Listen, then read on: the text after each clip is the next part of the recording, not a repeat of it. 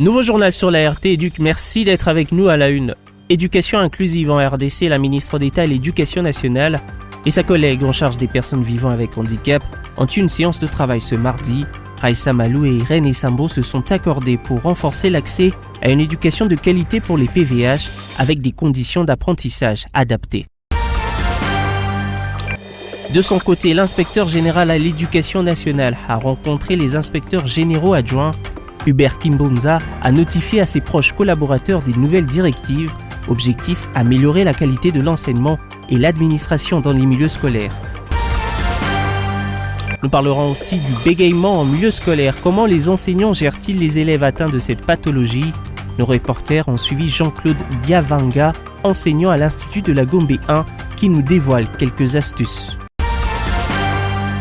Après les titres, place au développement. Mesdames et messieurs, bonsoir. Débutons par ce tête-à-tête entre la ministre d'État à l'Éducation nationale et sa collègue en charge des personnes vivant avec handicap. Les deux personnalités ont abordé la problématique du renforcement de l'accès à l'éducation des élèves en situation de handicap. Au sortir de cette rencontre, Irène Essambo s'est dite satisfaite de l'attention particulière portée par Raissa Malou pour garantir au pays une éducation pleinement inclusive. On l'écoute. Je suis venue ici dans le cadre du processus de l'éducation inclusive. Vous savez que notre pays s'est grandement ouvert à la question de l'inclusion sociale des personnes avec handicap. Et pour qu'on arrive à cette inclusion effective, il faut que la question de l'éducation inclusive soit au centre. Alors, je suis venue là pour rencontrer Son Excellence Madame la ministre d'État, ministre de l'Éducation nationale, parce que c'est elle qui chapeaute le secteur. Alors, moi, je travaille sur les aspects d'aménagement raisonnable pour que l'éducation soit ouverte. Je ne pouvais que venir auprès d'elle pour qu'on voie comment ensemble nous pouvons cheminer. Et j'ai été vraiment très contente parce que j'ai trouvé qu'elle a une oreille attentive. Elle-même, elle comprenait déjà le problème. Elle avait déjà commencé le processus parce que j'ai vu qu'elle a même tout un conseiller qui l'a nommé et qu'elle a nommé plutôt pour s'occuper de cette question et nous allons travailler ensemble. Je suis très contente parce que j'ai rencontré une oreille attentive sur la question de l'inclusion des personnes avec handicap et aussi une spécialiste des questions de l'éducation et qui a facilement capté le message que je lui ai amené par rapport à tout ce qu'il faut mettre comme mesure d'aménagement raisonnable pour que tous ces enfants qui ont des problèmes spécifiques trouvent leur place dans le secteur de l'éducation.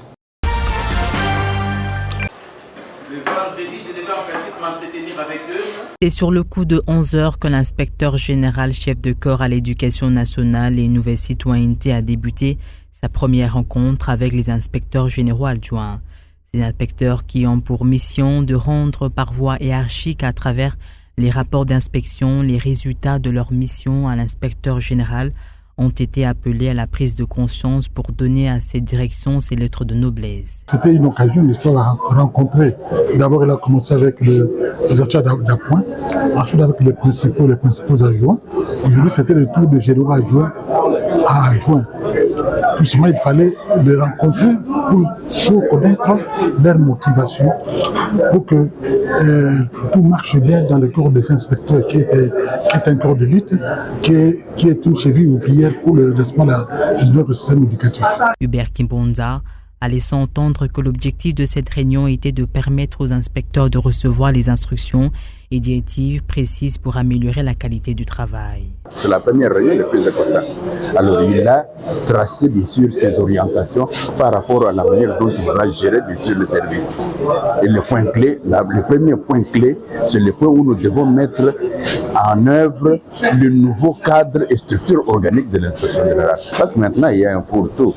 Il y a un fourre-tout, il y a beaucoup de choses. Maintenant, le service va être bien réglementé avec un cadre qui est signé par la fonction publique, agréé bien sûr par le vice-premier ministre en charge de la fonction publique. Quant à l'inspecteur général honoraire Ngaï Prosper et celui de l'évaluation Alphonse Kaboutakapwa, la tenue de cette première réunion était capitale.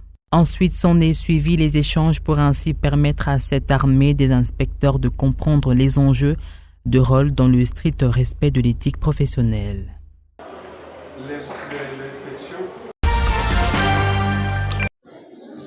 n'est pas en se promenant qu'on va chercher les bulletins, non.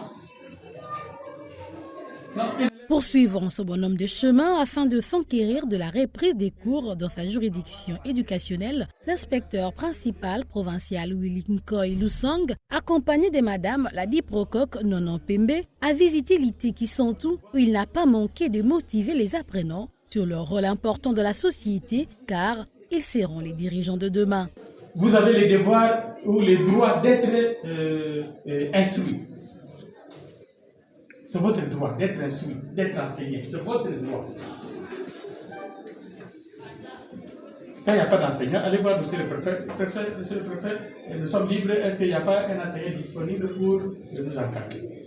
Le rappel à l'ordre et la sensibilisation des enseignants et des apprenants et leur juridiction étaient au menu de cette descente. Les enseignants ont déjà ça dans leur tête. Ils viennent ici pour vous transmettre ce qu'ils connaissent. Pour permettre aux filles de la commune de Kasavubu et des environs à apprendre la coupe et couture selon les normes et dans une pédagogie structurée, l'Institut scientifique et pédagogique de la Victoire, sur l'initiative du préfet des études Bernard Ndombe Lutu-Fouefouah, a introduit cette année la coupe et couture parmi les sections de l'école. Nous avons constaté que cette option n'existait pas ici et nous avons préféré le faire pour le plus grand bonheur de nos filles.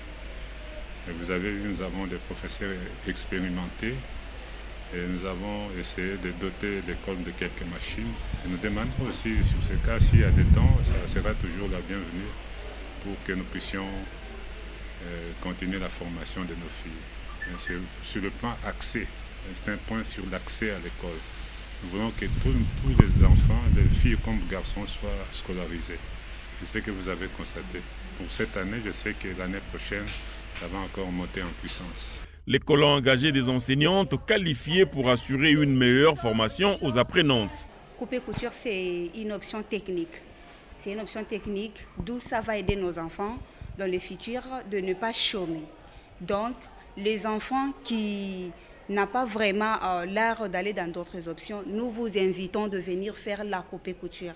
Parce qu'il y a une très bonne formation, il y a l'efficacité. Bien que nous sommes au début, le préfet fait tout pour nous mettre à l'aise avec le petit matériel que nous avons. Ça nous aide à donner le matière comme il faut. Le préfet Bernard Ndombe Lutu-Fouefouah a bon espoir que les parents comprendront tout l'avantage d'apprendre la couture à leurs filles et que l'année prochaine, l'effectif des apprenantes va augmenter.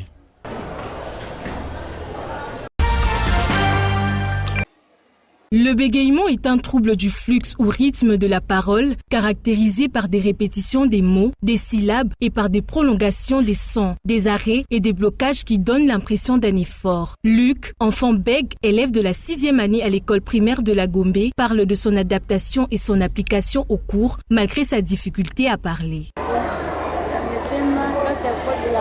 Un de ses camarades explique comment ils vivent le bégaiement de leurs condisciples. J'ai étudié aussi avec des gens qui bégayent parfois. Ça me fait aussi mal parfois, mais je dis toujours que Dieu va leur sauver, il va leur guérir. Je vais leur dire qu'ils soient toujours forts, qu'ils croient toujours en Dieu. Le comportement d'effort peut aussi se manifester par des tensions respiratoires, des mouvements involontaires du visage ou du corps. Le bégaiement peut aussi paradoxalement passer inaperçu. Le bégaiement est un trouble qui apparaît dans la communication. On ne bégaye généralement pas lorsqu'on parle seul, lorsqu'on s'adresse à un animal ou à un très jeune enfant, ni quand on chante ou joue au théâtre. Un enseignant donne son point de vue sur l'amélioration des personnes bègues. J'en ai eu beaucoup tout au long de ces années, mais je sais que les bégayeurs, les élèves bégayeurs sont des élèves qui sont intelligents, qui sont aussi moyens, il y a aussi des moyens, il y a aussi des élèves qui ne sont pas intelligents. Mais souvent, la plupart de ces élèves-là, ils n'aiment pas se faire voir à cause de leur état. On les encourage seulement à travailler plus, mais souvent cette tâche-là est réservée aux parents. Les bègues font face parfois aux harcèlements des camarades des classes inconnues. Le bégaiement est sans doute encore plus terrible chez l'enfant que chez l'adulte. C'est en qualité de magistrat suprême que le président de la République, Félix-Antoine Tshisekedi Tshilombo, a réuni ce mercredi les principaux responsables du secteur de la justice. Il s'agit du bureau du Conseil supérieur de la magistrature, conduit par son président Dieudonné Kamuleta et le ministre de la Justice, Constant Mutamba. Devant ce pouvoir judiciaire réuni, le chef de l'État a donné des instructions et orientations pour une bonne marche de la justice. Ce n'était pas une réunion pour prendre des décisions. Le chef de l'État, en tant que magistrat suprême, il lui a plu, au vu des échéances qui arrivent devant nous, de réunir les secteurs de la justice. Nous avons pu échanger sur les différents points qui concernent la nation et dans le domaine de la justice. Comment faire en sorte que la justice de notre pays puisse encore davantage s'améliorer. Voilà l'objectif qui était essentiel et c'est en cela qu'il a réuni les deux mamelles de la justice pour que, ensemble, nous puissions voir. Nous avons tous résolu, comme toujours, de regarder vers l'avant afin que la justice puisse réellement être forte et que la République en sorte gagnante. Contrairement à ce que d'aucuns pourraient croire, il n'y a pas de conflit entre le ministère de Justice et le pouvoir judiciaire. C'est l'intérêt de la population qui compte. Son Excellence, Monsieur le Président de la République, chef de l'État, nous a réunis pour aborder les questions du secteur de la justice dans son ensemble.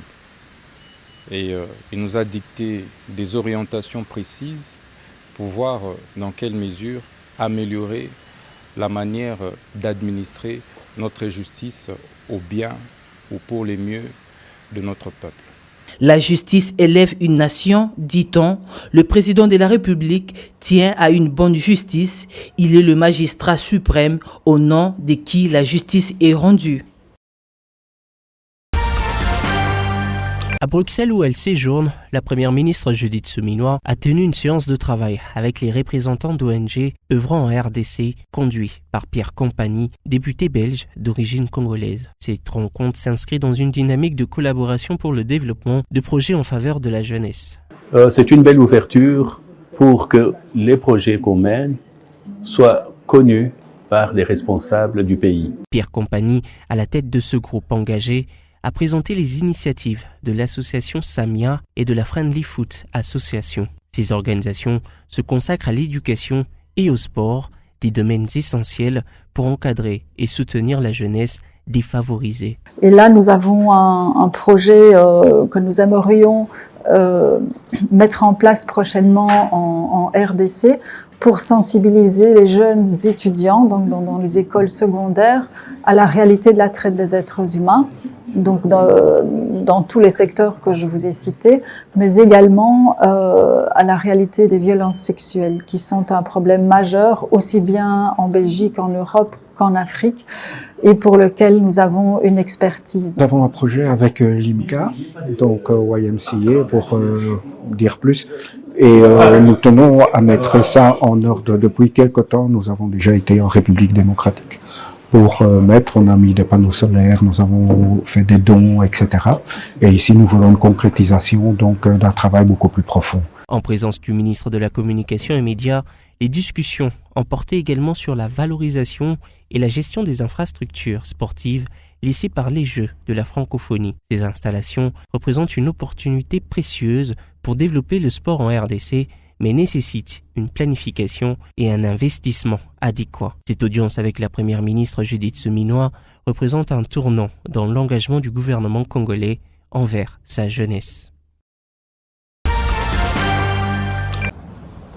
La ministre provinciale de Finances et Économie de la ville-province de Kinshasa, Yvette Tembo Koulinfouka, vient de lancer officiellement ce mardi, dans la salle des spectacles du Collège Boboto, le travaux de l'élaboration du projet d'édite de reddition de comptes exercice 2023.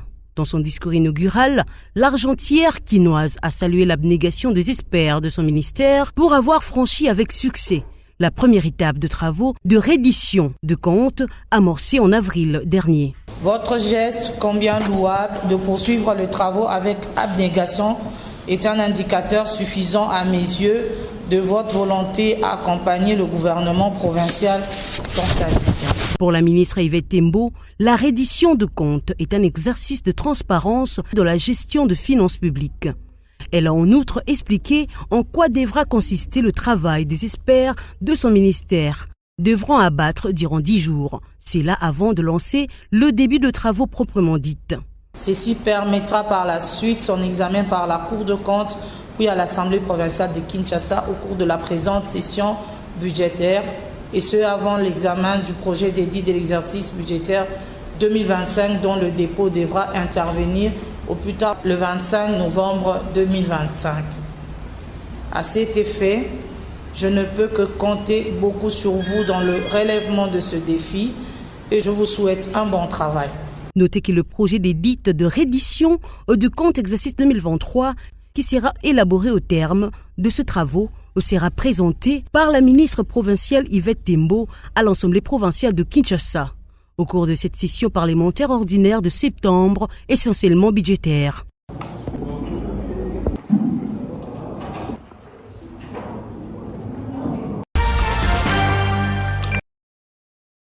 22 octobre de chaque année, le monde célèbre la journée mondiale de missionnaires. Cette journée appelle le chrétien catholique à la prière et au partage. Le thème retenu pour cette année allait inviter tout le monde à la noce, thème tiré du livre de Matthieu, chapitre 22, verset 9. Pour la petite histoire, c'est en 1926 qu'elle a été instaurée par le pape Pie XI. Celle-ci s'inspire d'une jeune Loïque répondant au nom de Pauline Jaricot et qui a vécu en 1799 et 1862. À l'âge de 17 ans, elle tourne le dos à sa vie mondaine et s'associe avec le jeune ouvrière des usines de son père pour collaborer à la propagation de l'évangile par la prière et l'animation missionnaire. Après 3 années, prenant conscience des nécessités matérielles en pays de mission, Pauline invite un système ingénieux de collecte. Semaine, elle convainc 10 personnes de remettre un sou par semaine pour de missions tout en recrutant 6 autres donateurs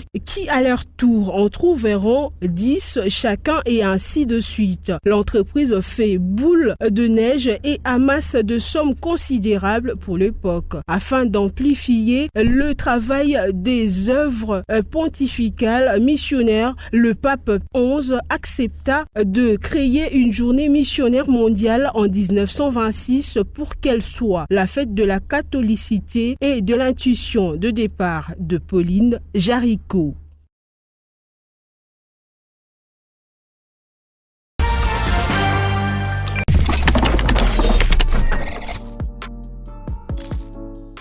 Question aux écoliers. La question posée aux élèves est la suivante. Comment s'appelle la feinte entre deux dents? Voici les réponses des écoliers. La ligne qui sépare les deux dents s'appelle le diastème. La face qui sépare les deux dents est appelée le diastème. La ligne qui sépare les deux dents s'appelle le diastème. La ligne qui sépare les deux dents s'appelle le diastème. La réponse est le diastème, qui est un écartement entre deux dents, normalement adjacentes.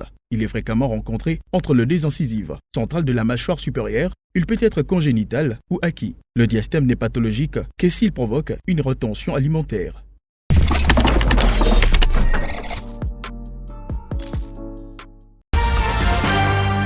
Fin de ce journal. Merci de l'avoir suivi, mesdames et messieurs. Excellente suite de programmes sur votre chaîne, la RT Éduc.